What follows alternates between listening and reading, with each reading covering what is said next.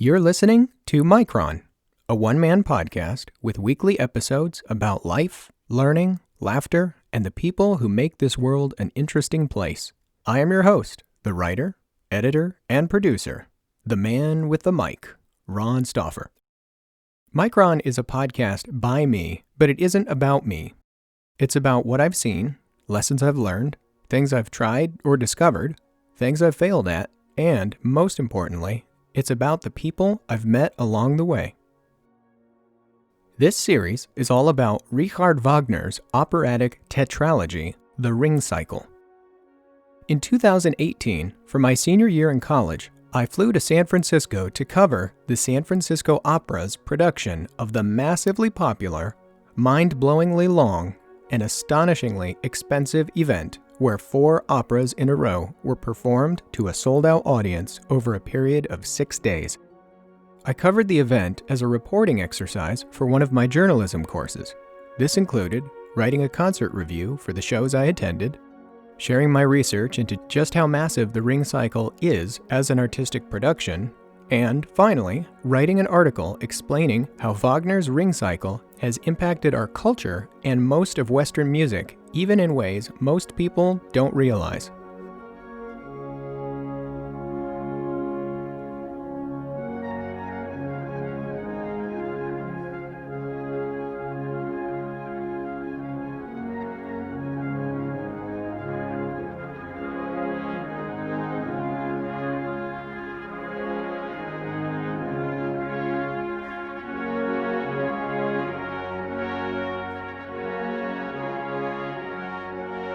This is episode 2 of 3, where I'll read my article describing a bit of history on the Ring Cycle and try to give you a sense of just how ridiculously difficult it was for the composer to create it, finance it, and stage it, and how, to this day, it's still staggeringly complex, costly, and labor-intensive to perform. Once again, I know that reading a college paper doesn't sound very exciting, but I'll try to make it interesting. Actually, I think it will be more than interesting. The Ring Cycle is captivating, absorbing, even spellbinding. Really, am I using enough superlatives? Just wait, I'm only getting started.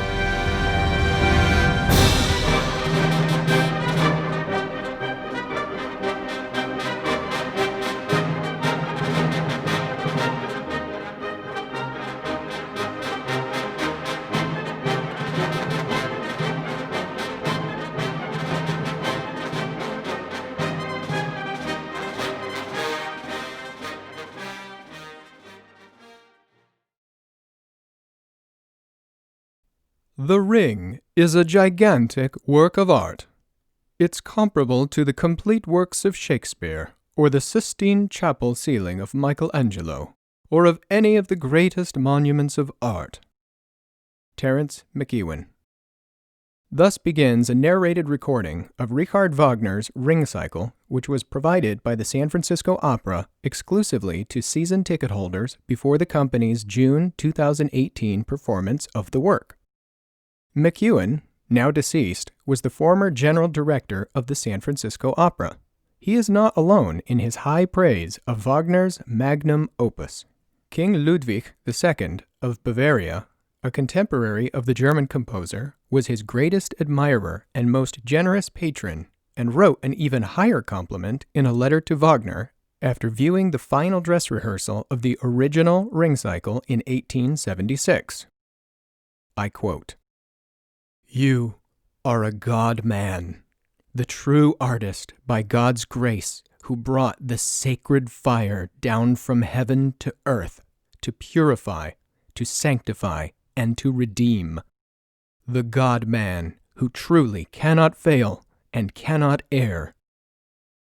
In the book Being Wagner, the story of the most provocative composer who ever lived, published in 2018, author Simon Callow shares this and more of Ludwig's nearly idolatrous outbursts of praise for the magnificent and massive artistic work that is the Ring Cycle. The Ring Cycle is a tetralogy, a collection of 4 operas written by Wagner and performed in sequence within 1 week. The 4 operas are Das Rheingold, Die Walküre, Siegfried, und Götterdämmerung, or in English, The Rheingold, The Valkyrie, Siegfried, and Twilight of the Gods. Each opera grows progressively longer, and when all four are combined, the work lasts for at least 16 hours. Das Rheingold, at least in the San Francisco Opera's 2018 production, lasts 2 hours and 35 minutes. The final opera, Götterdämmerung, clocks in at a shocking 5 hours and 10 minutes. Anyone familiar with the stereotype of operas being lengthy, pretentious, grand spectacles that are overly dramatic, ridiculous in scope, and cost-prohibitive to stage will find that the Ring Cycle is all of those things. In fact, the Ring Cycle is the quintessence of mammoth stage productions. It includes everything you can imagine: costly stage props, silly wigs, fake blood, live animals, sword fighting, a dragon, pyrotechnics, and more.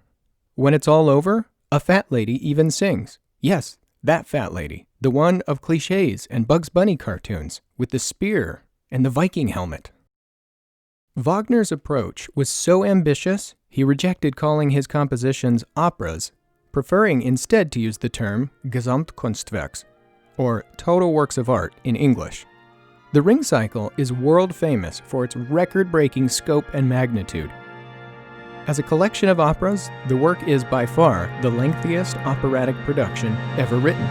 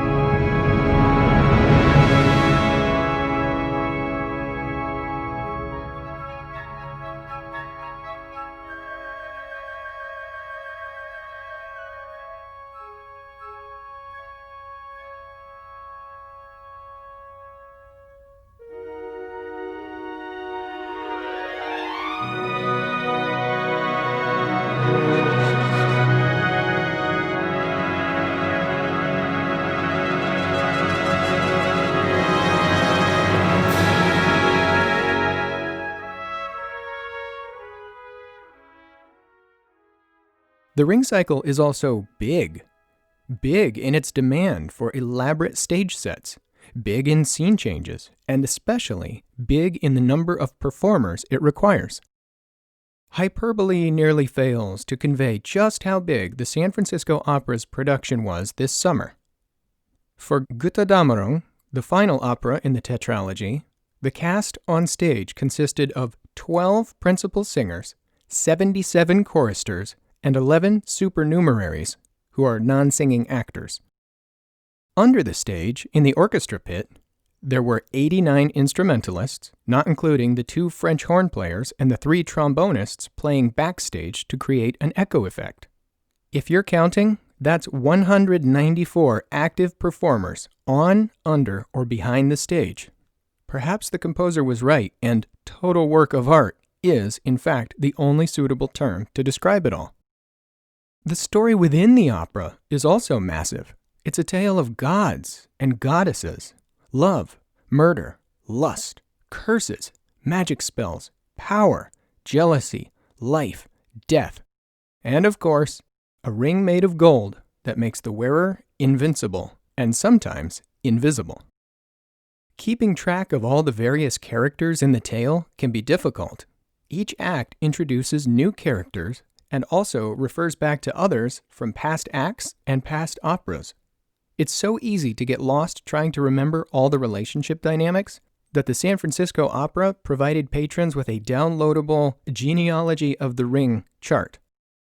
On it, you can see a graphic representation of each character and how everyone intersects with each other. The gods, the mortals, the Norns, the Valkyries, the giants, the Nibelungs, the Rhine Maidens, the Gibichungs, and a little forest bird, They're all part of one giant dysfunctional family tree. Staging a ring cycle is so ambitious, it often takes the collaboration of more than one opera company to pull it off. Co-productions between opera companies are frequent and sometimes necessary. A sharing of staff, lighting, costuming, stage props, and more can lower the barrier to a successful staging. This year's Ring Cycle by the San Francisco Opera was a co-production with the Washington National Opera in Washington, D.C., and included the same director and the same basic staging and props. But even if an opera company has all the necessary logistics in place to stage a ring cycle, there's still the added challenge that the music of Wagner is notoriously difficult to sing. An interview published in USA Today in 2017 illustrates this brilliantly. In Why an Opera Singer Has to Train Like an Athlete to Hit Every Note, writer Maggie Hendricks interviews J. Mark Stambaugh, a composition professor at Manhattan School of Music. He says, quote, "There's a whole genre of Wagner singers that are known as Wagnerian singers. They spend their career singing this repertoire, and you have to be a special kind because of the demands of it physically and because of the kind of voice that sings a Wagner opera. It's very different than if you see a lighter Italian opera." Close quote. The Houston Grand Opera in Texas recently completed their very first ring cycle in 2017, taking 4 seasons to complete it. In an article posted to their website called Just the Fox, Ma'am, Eric Skelly writes about the specifics of Wagnerian performers. Note, the article's title is a play on words referring to the German voice classification system called Fox. Quote, "Wagner's huge orchestras require singers of the very heaviest voice types to be heard through the dense orchestration of works like Tristan und Isolde, Parsifal, and the Ring Cycle. A Wagnerian soprano who specializes in the heaviest roles of the Wagner and Strauss repertoire is called a high dramatic soprano. The singer makes a career of such monumental roles as Brunhilde in the Ring Cycle." Close quote. Because of this hyper-specific type of singing required, it's not uncommon for singers contracted to sing these roles to drop out of those productions for health reasons. Being in anything less than tip-top vocal shape is simply not going to work. Unfortunately for the San Francisco Opera, the German soprano Evelyn Herlitzius, who was originally slated to sing the principal role of Brunhilde, backed out due to health concerns just 1 month before the performance. Fortunately, the company was able to find a capable and available Wagnerian soprano to keep the production from falling apart. Irene Theorin, the Swedish soprano, was chosen as Herlitzius's replacement. The fact that Theorin has sung the role of Brunhilde in at least 11 countries was surely a factor in her selection. On top of all the challenges listed so far in staging the Ring Cycle, there's also the pesky fact that it is incredibly expensive to produce. For example, the Metropolitan Opera's 2011 staging was estimated by the New York Times to cost $16 million. That's expensive, but the Met has performed the Ring Cycle over 100 times since 1889 and has a sufficient war chest to keep doing so. Many smaller or newer opera companies can't seem to make those numbers work, however. On the West Coast, for example, the 24-year-old Los Angeles Opera took a huge gamble in 2010 staging its first ever Ring Cycle and lost. On July 2, 2010, the Los Angeles Times reported that the company spent a whopping $31 million on the production and ended up losing $6 million in the process. Matthew Schilbach, San Francisco Opera's general director, put it bluntly in his own recorded narration of the Ring Cycle, describing the toll it takes on his company. Quote, "The Ring coalesces the talents in a way unlike any other work of art. Its demands on the company are vast, financially, artistically, and in stamina, and its demands on the audience and the community are no less." Close quote. It's almost poetic in a sense that the Ring Cycle is so expensive to produce today. Over 142 years ago, the composer himself was almost unable to complete the work due to financial difficulty. It was only after the highly eccentric King Ludwig II swooped in to the rescue, bailing out Wagner's debts and paying him a dependable salary, that he could finally finish the piece. What is it then, besides the music, which one could listen to in a recording for free, that causes opera companies to keep staging such a lengthy, ambitious, difficult, costly operatic production like The Ring Cycle? Why do artists continue to perform it? And why do audiences keep coming to see it? Francesca Zambello, the director of San Francisco Opera's Ring Cycle, summarizes exactly why in a video produced for this year's performance. Quote, "What's important about The Ring is that The Ring is about us. The Ring is the story of families, our lives, our society, the environment, our government, our economic situation, the world as we know it. Every theme, every idea that Wagner touched upon is very much part of our lives." Close quote. Isn't it true that people love to talk about themselves? If The Ring Cycle is a story about us, it is arguably the greatest story ever told. Thanks for listening.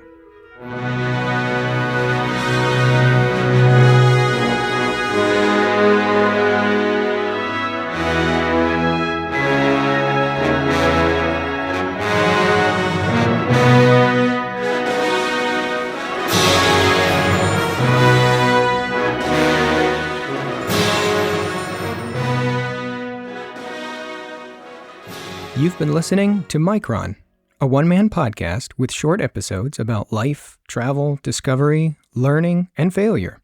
This podcast is a work in progress and, hopefully, like wine, will improve over time. It's recorded here in my office located in the scorching heat of the Sonoran Desert in Arizona. If you liked this episode of Micron, tell a friend. Share it on Facebook, Twitter, Instagram, or whichever online platform you prefer. If you really liked it, leave a rating or review on Apple Podcasts. That's the most helpful thing you can do to help me build an audience for this humble little one-man show. If you have feedback you'd like to share or suggestions for a future episode, send an email to feedback@micronpodcast.com. I'm listening to you. Thanks for listening to me.